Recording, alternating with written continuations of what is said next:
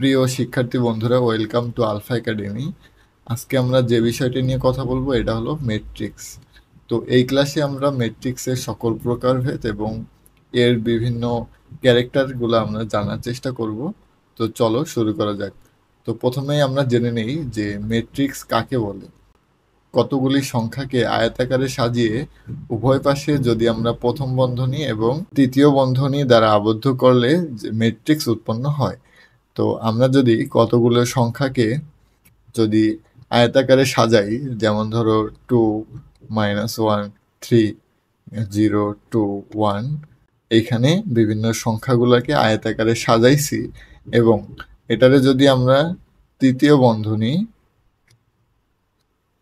অথবা যদি এটাও একটা ম্যাট্রিক্স হয়ে গেল তৃতীয় বন্ধনী দ্বারা আবদ্ধ করলে, অথবা যদি আমরা এটারে প্রথম বন্ধনী দ্বারা আবদ্ধ করি, যদি এইভাবে আবদ্ধ করি, তবে সেই ক্ষেত্রে এটা একটা কি হয়ে গেল, ম্যাট্রিক্স হয়ে গেল। তো এখন আমরা যেটা জানবো যে ম্যাট্রিক্সের ক্রম কাকে বলে। ম্যাট্রিক্সের ক্রম কি? তাহলে কোনো ম্যাট্রিক্সের সারি সংখ্যা, যেমন এটা একটা ম্যাট্রিক্স আছে, সারি হলো আমরা এই বরাবর যে লাইনগুলো পাবো সেগুলোরে প্রত্যেকটা একটা একটা করে সারি, এবং এই বরাবর যে লাইনগুলো পাবো প্রত্যেকটা একটা করে কলাম। তাহলে দেখো এইখানে কিন্তু আমাদের দুইটা সারি আছে এবং তিনটা কলাম আছে। তো ম্যাট্রিক্সের যদি আমরা সারিরে ধরি এম এবং যদি ম্যাট্রিক্সের কলামকে ধরি এন, তাহলে আমাদের এই ম্যাট্রিক্সের যে ক্রম সেটারে বলা হবে এম বাই এন, ক্রমের একটা ম্যাট্রিক্স। তাহলে এই ম্যাট্রিক্সের ক্রম হলো এম বাই এন। তাহলে এম বাই এন, এখানে ম্যাট্রিক্সের যেহেতু দুইটা সারি আছে, তাহলে ম্যাট্রিক্সটা হলো 2 বাই, এবং তিনটা যদি কলাম আছে তাহলে আমাদের 2/3 ম্যাট্রিক্স। তাহলে এটাই হলো ম্যাট্রিক্সের ক্রম। এখন দেখো যে তাহলে আমরা এখানে কি জানলাম, যে ম্যাট্রিক্সের ক্রমটা মূলত হলো এর সারি সংখ্যা এবং কলাম সংখ্যা, সেটা মিলেই ম্যাট্রিক্সের ক্রম হয়। তাহলে আয়তাকার ম্যাট্রিক্স কাকে বলে? যদি কোনো ম্যাট্রিক্সের সারি সংখ্যা এবং কলাম সংখ্যা সমান না হয়, যেমন ধরো এই ম্যাট্রিক্সের ক্ষেত্রে 2/3 একটা ম্যাট্রিক্স, এই ক্ষেত্রে 2 ≠ 3, তাহলে এটা একটা আয়তাকার ম্যাট্রিক্স। তো এটাই আয়তাকার ম্যাট্রিক্সের। আবার আমরা যদি বলি যে যে কোনো একটা সাধারণ ম্যাট্রিক্সের ক্ষেত্রে যদি সারি হয় এম আর যদি কলাম হয় এন এবং m ≠ n হয়, তবে সেই ক্ষেত্রে আমরা সেটারে বলবো আয়তাকার ম্যাট্রিক্স। তাহলে বর্গ ম্যাট্রিক্স কীরকম হবে? বর্গ ম্যাট্রিক্সের ক্ষেত্রে আমরা জানি বর্গের প্রত্যেকটা বাহুই সমান। সেই ক্ষেত্রে বর্গ ম্যাট্রিক্সের বেলায় আমাদের সারি এবং কলাম সংখ্যা কি হবে? সেম হবে, তার মানে m = n হবে। তাহলে চলো এবার আমরা জেনে নেই যে মুখ্য কর্ণ কাকে বলে। তো মুখ্য কর্ণের ক্ষেত্রে অবশ্যই ম্যাট্রিক্সটা হতে হবে বর্গ ম্যাট্রিক্স।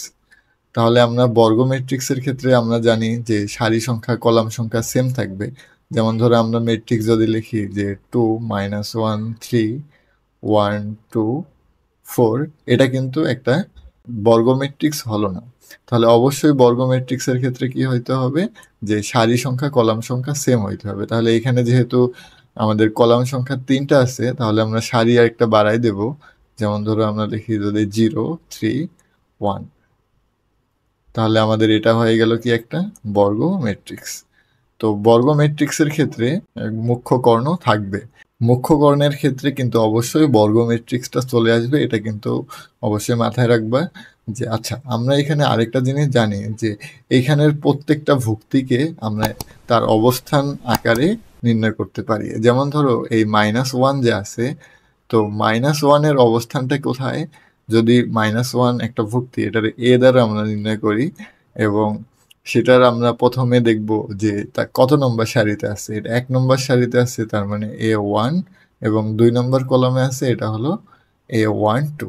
তাহলে এটার -1-এর অবস্থান হলো A12। তাহলে আমরা এখানে যে কোনো একটা এখানের যে কোনো একটা ভুক্তির জন্য যদি আমরা তার অবস্থান নির্ণয় করি, তাহলে এটা যদি হয় i j, তাহলে aij, তাহলে অবস্থান আমরা এইভাবে নির্ণয় করব। i হবে তার সারি সংখ্যা এবং j হবে তার কলাম সংখ্যা। তো আমরা যেমন ধরো এখানে 4 আছে, 4 এর সারি সংখ্যা কত? সারি সংখ্যা হলো 2 এবং কলাম সংখ্যা হলো 3। তার মানে i হলো 2, j হলো 3।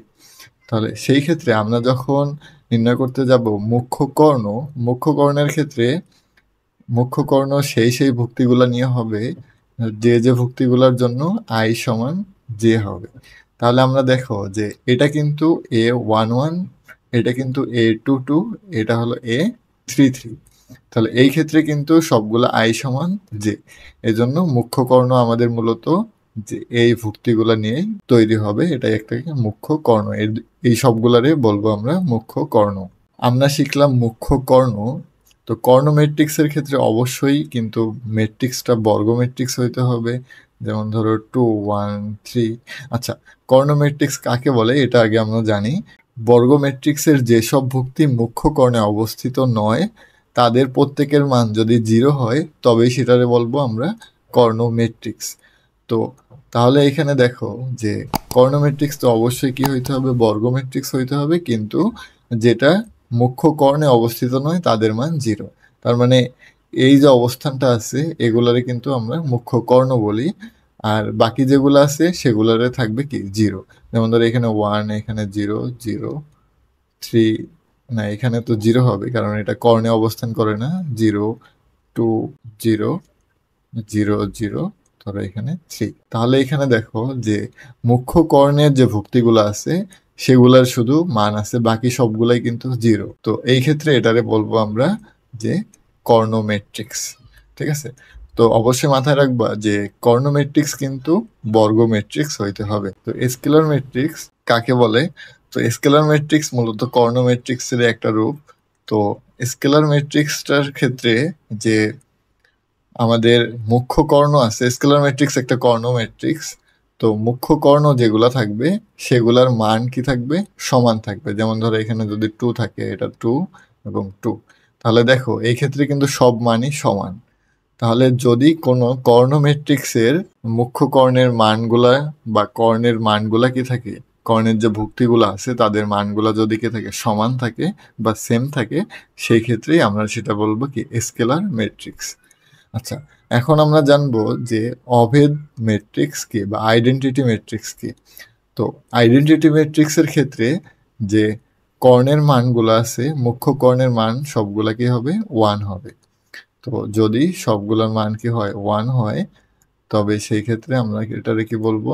যে অভেদ ম্যাট্রিক্স বা আইডেন্টিটি ম্যাট্রিক্স। আইডেন্টিটি ম্যাট্রিক্সে আমরা আই দ্বারা প্রকাশ করি, বা অভেদ ম্যাট্রিক্সে আমরা কি দ্বারা প্রকাশ করি? আই দ্বারা প্রকাশ করি। তো তোমরা এরপর দেয়া আছে যে শূন্য ম্যাট্রিক্স কাকে বলে। তো শূন্য ম্যাট্রিক্সের ক্ষেত্রে তোমরা অবশ্যই বুঝতে পারছো যে শূন্য ম্যাট্রিক্সের সকল যে ভুক্তিগুলো আছে সবগুলাই কি হবে? শূন্য হবে। যদি কোনো ম্যাট্রিক্সের সবগুলা ভুক্তি শূন্য হয় তবে সেটারে বলবো আমরা শূন্য ম্যাট্রিক্স। তো চলো আমরা জেনে নেই যে ত্রিভুজাকার ম্যাট্রিক্স কাকে বলে। যদি কোনো বর্গ ম্যাট্রিক্সের মুখ্য কর্ণের উপরের অথবা নিচের দিকের যে ভুক্তিগুলো আছে সেগুলা যদি কি হয়? 0 হয়, তবে সেটারে আমরা বলবো কর্ণ ম্যাট্রিক্স। যেমন ধরো একটা ম্যাট্রিক্স আছে, ধরো 2 0 0 3 -1 0 4 5 3। এই ম্যাট্রিক্সের মুখ্য কর্ণ এইটা। এর উপরে যেগুলো আছে, যেমন ধরো এই যে 3টা ভুক্তি আছে সবগুলাই কিন্তু 0, তাহলে সেটারে আমরা কি বলবো? কর্ণ ম্যাট্রিক্স। অথবা এরকম হইতে পারে যে ধরো এখানে আসছে 2 1, এখানে 3, ধরো আমাদের এখানে এগুলো আছে 0 0 0। তো সেই ক্ষেত্রেও কিন্তু এটা একটা কি ম্যাট্রিক্স? যে ত্রিভুজাকার ম্যাট্রিক্স বা ট্রাইঙ্গুলার ম্যাট্রিক্স। ঠিক আছে? তার মানে যদি কোনো বর্গ ম্যাট্রিক্সের মুখ্য কর্ণের উপরের অথবা নিচের ভুক্তিগুলা কি হয়? 0 হয়, তবে সেটারে বলা হবে কি? ত্রিভুজাকার ম্যাট্রিক্স বা ট্রাইঙ্গুলার ম্যাট্রিক্স।